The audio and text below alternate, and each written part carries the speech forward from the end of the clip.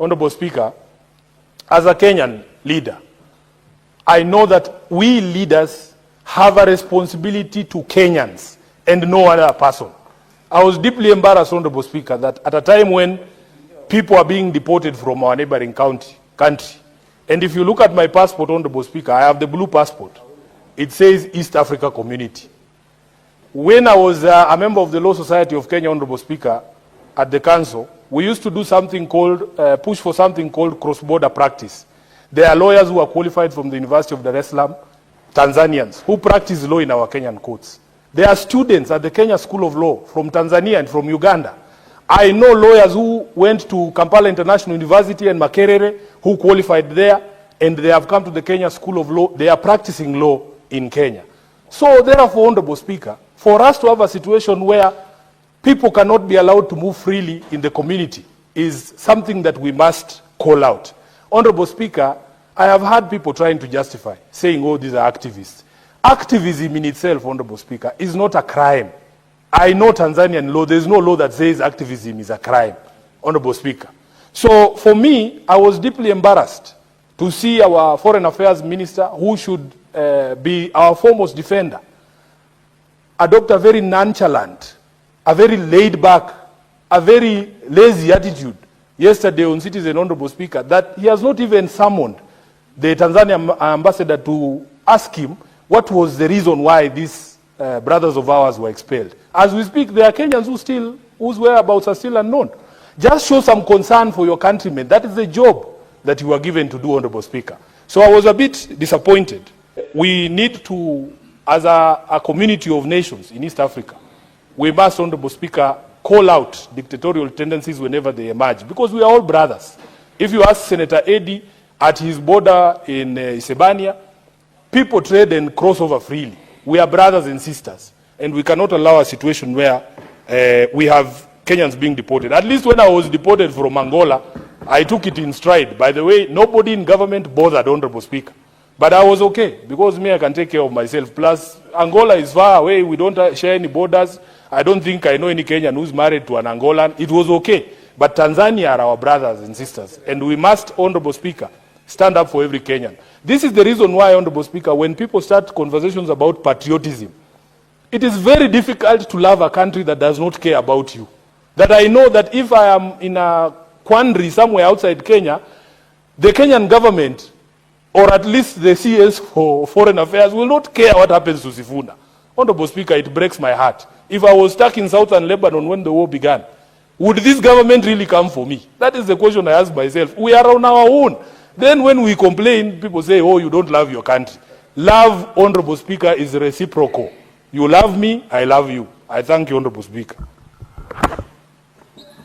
Mr. Speaker, this country, people should avoid bad manners. I want to thank Her Excellency Samia Suluhu Hassan for calling out activists who wanted to go and disrupt the peace in Tanzania. In fact, should have detained and prosecuted them, because they have taught this country bad manners, Mr. Speaker. These activists, they have taught our people to insult, to undermine, to lose respect to the leadership of this country, Mr. Speaker. Tanzania is a very peaceful country. And what President Samia Suluhu Hassan said, we should respect our countries, Mr. Speaker. There is mutual respect. And I hope as the activists run around East Africa trying to meddle in the internal affairs, they must be put to stop, Mr. Speaker. Because what business would you have to go and meddle in affairs of Tanzania? What business, Mr. Speaker? These activists, and I want to ask President Samia Suluhu Hassan, Mr. Speaker, of Tanzania, to be very careful, because these activists are funded by enemies of Africa who want to destabilize the unity, the peace and tranquility of most African nations, Mr. Speaker. You saw even in the last Gen Z protest, Mr. Speaker, there were allegations that international donors were financing instability, Mr. Speaker, in this country, using what we call international donors, Mr. Speaker. So I want to ask the President Samia Suluhu Hassan that in the spirit of East Africa, he should assist us to discipline some of these ill-behaved activists that have continued to destabilize Kenya, Mr. Speaker. The island of peace of Tanzania must be protected, Mr. Speaker. Senator Chalagay. And our finye kabisa. Senator Chalagay, can you relate? what you are now discussing with the division of revenue bill, can you relate the two? Because you okay, I'm trying to relate. digressing. What I'm saying, Mr. Speaker, we need stability in Tanzania and in Kenya, because there is balance of trade. We export and import, we get taxes, then we build on the division of revenue, Mr. Speaker. And that is why I'm saying we should not disturb the peace and unity of Tanzania, Mr. Speaker. And ask Samia Suluhu Hassan afinya wa kabisa. There's a minute. Mr. Speaker, this is a very serious flaw in this House, Mr. Speaker. It's on 105 in the statement of facts. Mr. Speaker, is it in order for the Senator of Nandi, who is a lawyer, to actually misinform the House and misinform the public on what informs the action of deportation of Kenyans from Tanzania, Mr. Speaker? Mr. Speaker, if you look at Article 104 of the EAC Common Market Protocol of 2015, it expressly says and guarantees the freedom of movement of service, labor, and goods within the East African region. If you look at the treaty, Mr. Speaker, that was established in 1999, Mr. Speaker, it allows the tenets of democracy to actually permeate in the region entirely, Mr. Speaker.